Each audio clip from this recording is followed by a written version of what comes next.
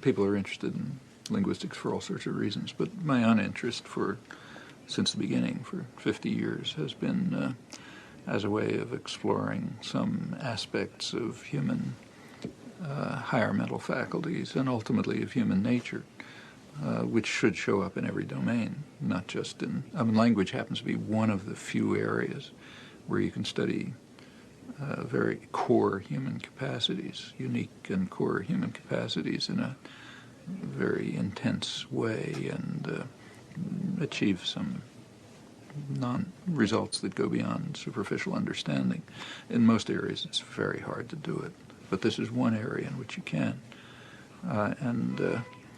At the core of this capacity for language, it's been recognized for centuries, is a kind of what was sometimes called a creative aspect, the free ability to do what you and I are doing, to express our thoughts without limit, within constraints, but without limit, in novel ways and so on. That's somehow a fundamental part of human nature. It's the core of Cartesian philosophy, was this ability, for example. Well, similar questions arise in every aspect of human capacity, and again, it's traditional. So David Hume, 250 years ago, pointed out that the foundation of morals must be what we nowadays call generative grammar. He didn't call it that, but it must be some set of principles that we're capable of applying in novel situations, again, without limit.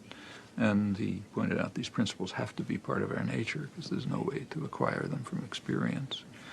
In theory, you can learn something about these aspects of human nature, and that, moving over to the domain of human affairs, including politics, but personal life or anything else, anyone who takes any stand on anything, say if you're in favor of keeping things the way they are, or some minor reform, or revolution, or whatever it may be, if you're serious about it, if you're acting as a kind of a moral agent, you think what you do should meet certain minimal moral standards.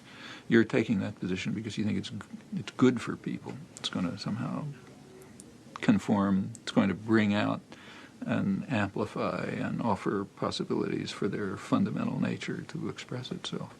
Well, at that point, there's a theoretical connection, but it's pretty abstract. Because when you deal with anything as complex as human beings, you're always on the surface. In fact, we can't answer questions like this about insects. It'll be a long time, if ever, before one can have anything like scientific understanding of any questions like these.